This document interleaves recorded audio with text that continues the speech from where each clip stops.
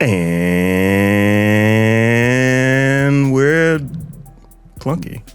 Kind of live? Yeah. What's good, people? It's your boy Icarus Gray. And it's your homeboy Wordplay TJ. And this is the No Rhyme or Reason podcast, where we talk about everything. Everything for no reason at all. We are getting jiggy with it. Nah. Stop it, Aubrey. Come on, man. We are back. I'm excited. We got a great episode for you, and today we want to really get into our topic of conversation, which is why has Will Smith decided to make this album now? And I just want to know what was on his mind, right? What was he thinking? I don't know how to feel about it. I don't either, because I was asking a couple questions. My first question to you is, why, as we're breaking this down, in 20 years did he decide to make an album now? You're asking the wrong person, my dude. Oh, because it's been like the last album that he made was in 2005, right? Mm-hmm. Obviously 20 years ago. And this is the album where he responded to like the Eminem criticism and everything else and all sorts of stuff. And then you just go silent, because I remember I remember us not necessarily receiving that album as well as his other albums. Which album? The one with Switch on it with Mr. Nice Guy and stuff. I don't understand why Will Smith has decided to release another album right now. And this album is called Based on a True Story. It was released yesterday, March 28, 2025. It has, 14 tracks? A few of them intros. I'm sorry, not intros, but interludes. It's really weird, because I don't know if it's like trying to like coincide with some Fresh Prince anniversaries, or if the Oscar stuff really kind of put him in a spot. You think it was that? I mean, Emancipation was the last movie he's done, right? As far as I can recall. So I feel like maybe it's entangled somewhere with that. No pun intended. You're saying that the failure of this last movie has something to do with this album? Yeah. Somewhere in my mind, I kind of feel like that. Because what has been his blockbuster move or stand? I guess it would have been at the time. I mean, I would say his blockbuster move stand would have been King Richard. I don't know how I feel about that take. What? I can't find another motivation that makes sense. He started making songs randomly and felt inspired. He had to go sit down for a little bit, but did he? That's what he went to. But did he? I mean, he says he doesn't. Yeah, I don't know. Here's the complicated thing about Will Smith to me. Mm-hmm. So for the time when he came out, him and Jazzy Jeff, for what he did, as the first hip hop album to win a Grammy, I wonder sometimes, was that because he was the safe guy to them? No pun intended. Yeah. You're on the road today. When you gonna switch it up? But it's worth talking about. Yeah. But I was in elementary school, as were you, during the time where Will Smith was still the biggest thing in the world. Okay. And it's not like he's lost traction on Instagram or anywhere else, it seems. He's still, Mr. Millennium, Big Will. I just don't get it. Like, it doesn't make sense. And because his last album was in 2005, it's not like you took time to kind of grow your style. Though, if you listen to the song he did with Joyner Lucas in 2020, you would think he had, like, taken a little time and kind of upgraded himself. But I'm like, bro, you've been out for 2 decades and you came back in the same decade that you left. Okay. So let's start there. He did an interview with the Associated Press, and he said that he contacted Jay-Z and he contacted Kendrick Lamar, and they basically said the same thing, which was be yourself, tell the real story, don't tell some fake story, don't try to, fit into the current zeitgeist or whatever. Just do your thing and tell it like it is. Do you feel like he accomplished that on this album? Yes. To a varying degree. Okay, so now elaborate.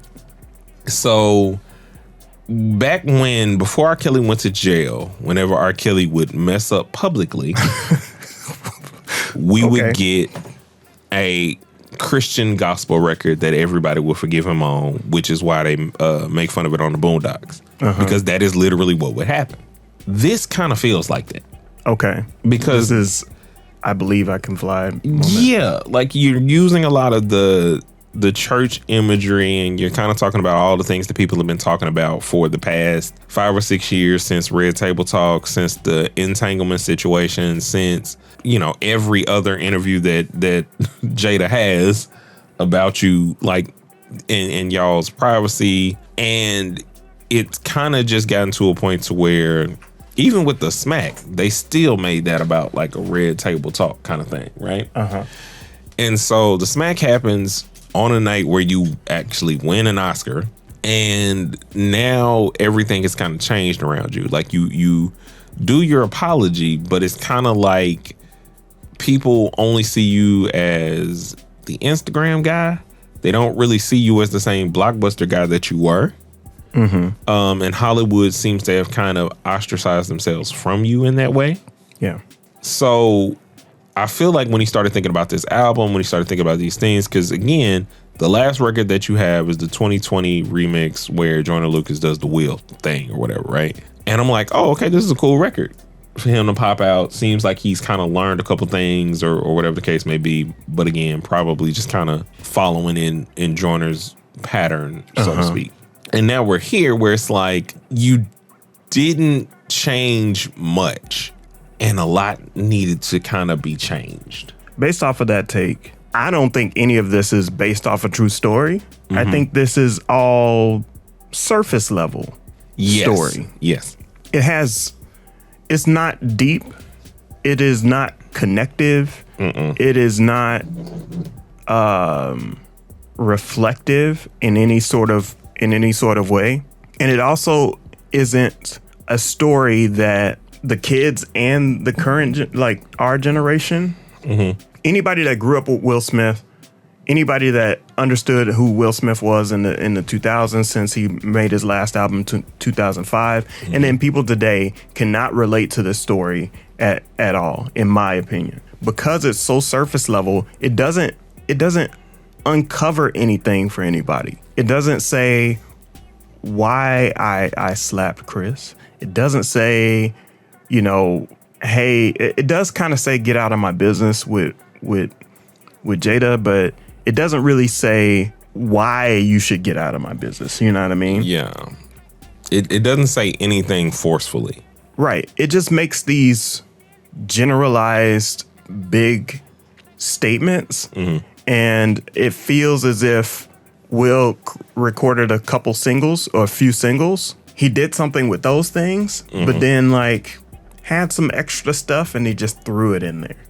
So here's what I didn't want. I didn't want pop records. Okay. He's always made pop records. His recent book, Will, in 2021. So he makes this out of the pandemic. He has this time of reflection. Yeah. And he puts the book out. And then, you know, does some movies, gets the Oscar win, the slap happens. At this point, I feel like this album should have been like that book. Agreed. He told stories that were deeply personal. He didn't have to rehash those stories on this album, by the way, right? You don't have to say it word for word. I just want, it's like the album is floating in the sky, and I want him to come down to the ground. Yeah, just I also wanted it to feel more like, if it's based on a true story, I want it to be based in maybe something from West Philly, maybe based in, like, you could even do an origin story for all I care. In. Bring Philly in. The Roots and Jazzy Jeff and like Jill Scott and Like, just Philly. yeah. You can bring, you know, Eve. You can bring. Don't bring Meek Mill. I mean, Do you think a Meek Mill Will Smith record would work? I think it would if he took if more. if he did his intro Yes. with Meek Mill. If he did his intro with Meek Mill, if he did his intro, like he could have had Wallow, he could have had Gilly. Like, go Philly. He could have had the cast of It's Always Sunny. Abbott Elementary. Like, just He missed an opportunity. he did. Like, go, like, literally do all of the things that, because he's doing it everywhere else. Like, I saw an Instagram post where he went back to his high school to talk to, like, the teacher that gave him basically the Fresh Prince name. They called him Prince Charming and all sorts of stuff. And it's like, you're doing all of this stuff, but your album does not feel Philly to me. And maybe it feels Philly to people from Philly who love Will and love, like, the general style of it. But for me, it, like you said, it lacked any kind of depth whatsoever. Yeah. And I might have to agree with Brian. It might just be a money grab. Yeah. What did y'all think about this album? Have you even listened to the album? Right. Outside of like the singles or watching the video? Let us know down in the comments what you think about it, what you were expecting from it, so on and so forth. But be sure to hit the like, subscribe, share this with somebody who you think would enjoy it. We do this every week, and we'll be back on the next one live. So tell your friends we back live, baby. And we'll see you in the next one. A 1 and a 2 and peace.